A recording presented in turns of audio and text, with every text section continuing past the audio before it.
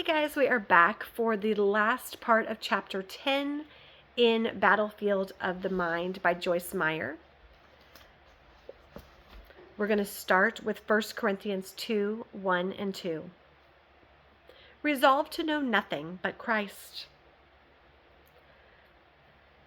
As for myself, brethren, when I came to you, I did not come proclaiming to you the testimony and evidence or mystery and secret of God concerning what he has done through Christ for salvation of men, in lofty words of eloquence or human philosophy and wisdom.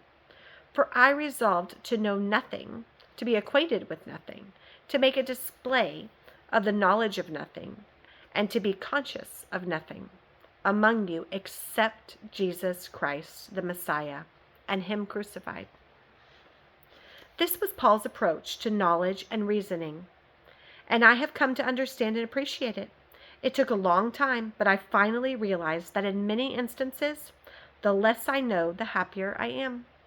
Sometimes we find out as much. Let's try that again. Sometimes we find out so much it makes us quite miserable. I was always a very curious, inquisitive person. I had to have everything figured out in order to be satisfied. God began to show me that my constant reasoning was the basis of my confusion, and that it was preventing me from receiving what he wanted to give me. He said, Joyce, you must lay aside carnal reasoning if you ever expect to have discernment. I realize now that I felt more secure if I had things figured out. I did not want any loose ends in my life. I wanted to be in control. And when I did not understand things, I felt out of control and frightened. But I was lacking something. I had no peace of mind and was physically worn out from reasoning. This type of continual wrong mental activity will even make your physical body tired. It can leave you exhausted. God required me to give it up, and I strongly suggest the same thing for anyone who is addicted to reasoning. Yes, I said addicted to reasoning.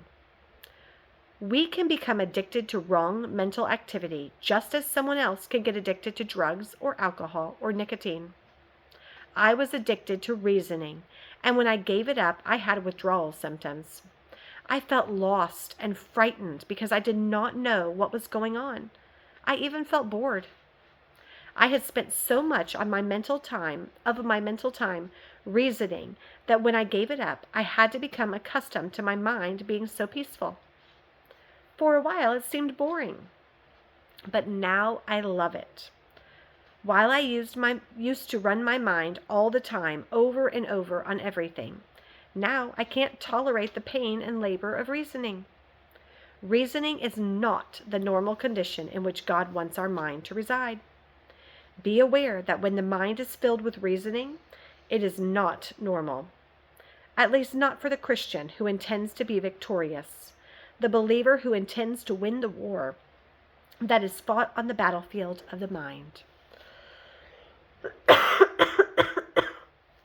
Goodness. So this is, in a previous chapter I was talking, one moment. Sorry. In a previous chapter, I was talking about how I used to always have things going through my mind, and I finally learned how to shut that down and to allow peace and quiet in my mind, and that enabled me to start hearing from God on a much more regular basis. And so I think that is part of what she's addressing here. You know, we shouldn't constantly be going over and over and over the things. Sometimes it's not ours to understand. So the questions here are for 1 Corinthians 2, 1 and 2. Next, Romans, 1 Corinthians 2, 1 and 2. When I came to you, brothers, I did not come with eloquence or superior wisdom as I proclaimed to you the testimony about God. For I resolved to know nothing while I was with you except Jesus Christ and him crucified. So our time with others, it shouldn't be consumed with what we know. right? It should be consumed with Jesus.